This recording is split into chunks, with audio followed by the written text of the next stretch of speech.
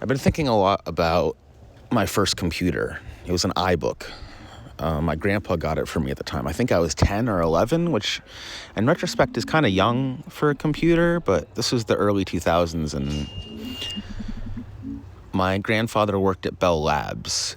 And if you don't know much about Bell Labs, it's the source of a lot of technology that we use today. And I think that my grandpa saw all these amazing things that his colleagues were doing. He would say stuff like this, that the new kids who understood the computer who were coming in, they were the ones who were going to rule the world. And so he wanted me to have a computer of my own. And I will forever be grateful for that gift of that first computer, because I used it to tune into this whole world of open source and Creative Commons and Wikipedia and Internet Archive and WordPress and PHP, and it unlocked this whole IRC and hacking and SQL injection. And I think I was 14 when I went to my first hacker conference, Hackers on Planet Earth. I came out of Penn Station, and the Pennsylvania Hotel was right across the street. I was there not a few days ago, and the Pennsylvania Hotel has been completely torn down. There's just like a big gaping hole in that spot where I formed some of my first most essential memories of being a person, being, what it meant to be a hacker, what it meant to stay up all night writing code, what it meant to break into the freight elevator and ride to the roof and look out on the Manhattan skyline from Madison Square Garden, right? These things had a profound impact on me and shaped me. And I remember when I first went into the city, looking around at all the people and thinking, who are these people who get to live here? What do you have to do? What choices do you have to make in life? Who do you have to impress to get to live in this city? To not be walking like me, like a tourist, right? But to be walking with intention to your job. And I got to live that role for a while, and maybe I'll get to live it again. But it's interesting to tune in and out of that frequency. And again, I think it's a balance thing. It's a yin and yang thing, right? Where I don't see myself happy on either side of the fence of upstate versus the city. I need that balance, that mix.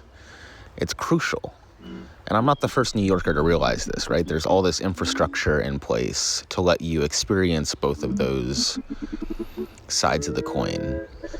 And yeah, the city has always been a place of gathering, right? A place of learning, of, reinventing almost, where everything is available to you at all times. And I can make use of that by, read Twitter and I see an event is going on, or I see a protest is happening, or, I saw the Knicks game was going. I was like, I want to go be part of that energy. Just hop on the subway and go be part of it.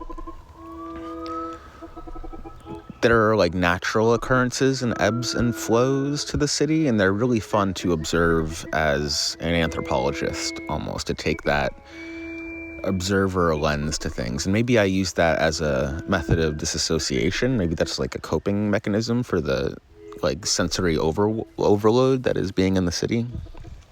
It is a very intense experience. It's loud. There's death around every corner. No one is there to take care of you. You know what I mean? But I think the whole world is like that, and at least New York wears it on its sleeve. At least it's honest about that. It doesn't lull you into a false sense of security, I don't think. But I did end up spending a bunch of time just sitting outside Madison Square Garden on 35th Street, just reading my book for 2 hours before the train. And thousands of people must have walked by me and seen me. And I didn't think about any of that, right? That didn't play, that didn't impact my behavior at all. I just kept on being myself. And there's a power, or I don't know, at least it feels to me, there's some sort of success in being your quintessential self, regardless of what circumstances you're placed in, right? You can be in the woods surrounded by trees and green leaves. You can be in the city surrounded by cars and exhaust fumes and angry people, and no matter what, you're still the same. I'm still the same. That feels like something valuable. Maybe it's not much, but it's what I got, right? It's easy to be pushed and pulled in all sorts of different directions, right? The algorithm wants me to do one thing and say one thing.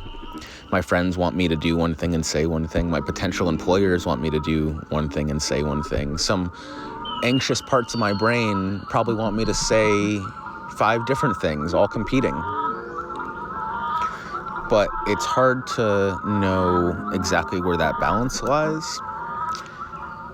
I've been trying to put a lot more time into consuming better things, reading more books, actual books printed before, 2020, books that aren't impacted by AI thinking or the poison of AI slop or, the new wavelength of content being a commodity. I'm going back to the time from when content was valuable. To get your work printed in a book or read by other people took a lot of effort and convincing.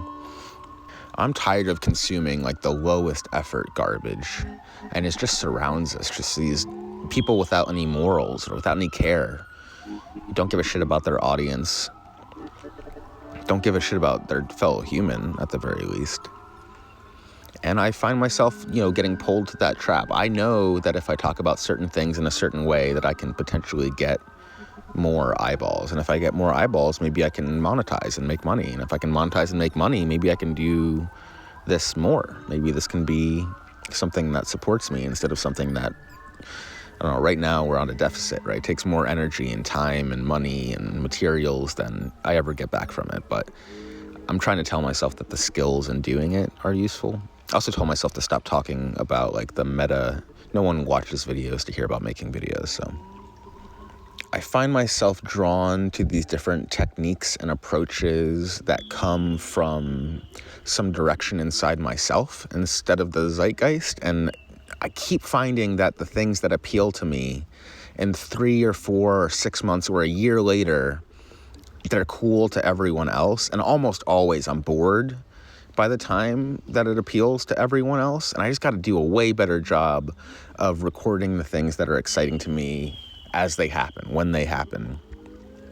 And there's been a little conversation on Reddit about what addiction means in terms of like Claude or Claude Code, right? It gets so much done, and the way they've structured Max is like I have a certain amount I'm paying per month, and then I have limits per day. So I'll wake up at 8:30 and work, and then hit my limit at like 11, and then I can't work until 2 p.m. So I'll go take a walk or eat some food or whatever, and come back and work some more, work. And I'm currently like rotating my sleep cycle around the robot availability. I'm getting a ton done, but that's also a crazy statement to say out loud. The robot's ruling my life a little bit. But things are changing really quickly. I think that maybe this is just a snapshot. All I can do, the best I can do, is little snapshots in time of my thinking and my existence, and then hope that maybe they can be pieced together later. Maybe this resonates with someone somehow at some point in time, right? I'm casting a wide net here.